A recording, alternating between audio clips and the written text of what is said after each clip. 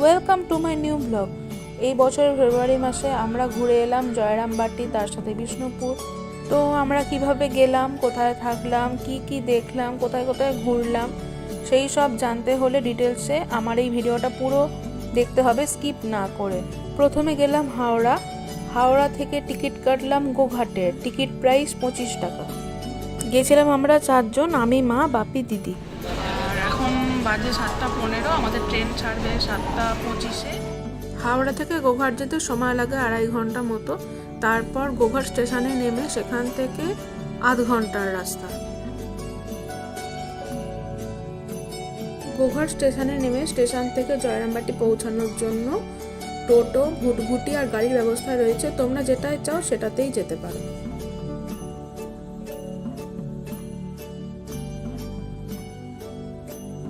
ওখানে গিয়ে আমরা ছিলাম মাতৃমন্দিরের গেস্ট হাউসে। তোমরা যদি গেস্ট হাউসে থাকতে চাও তার জন্য স্ক্রিনে দেখো 2টো মেল অ্যাড্রেস প্রোভাইড করা আছে।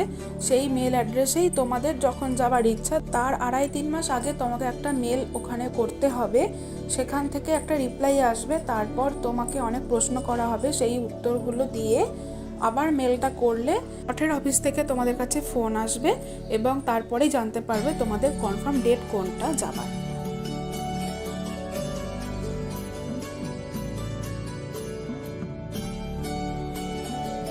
গেস্ট হাউসের অতিথিদের জন্য মঠের তরফ থেকে 3 বেলা খাবারের ব্যবস্থা রয়েছে।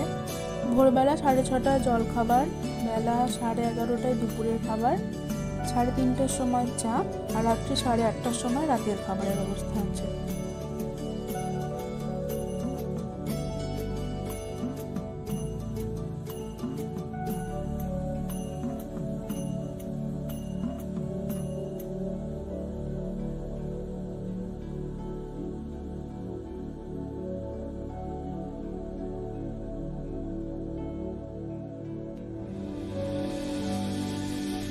এরপর জয়রামবাটি ভ্রমণের আরও 2টো পর্ব আসবে, সেখান থেকেও তোমরা অনেক তথ্য পাবে।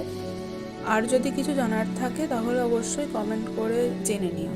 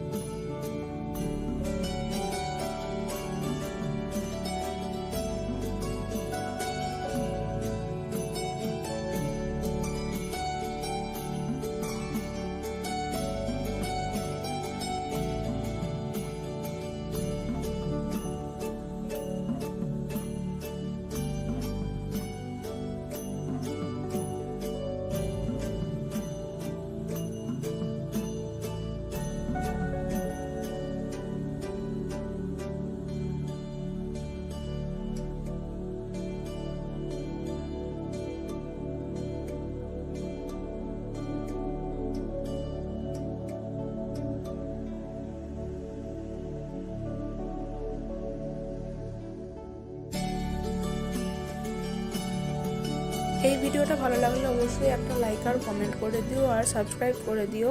দেখা হচ্ছে পরের ভিডিওতে।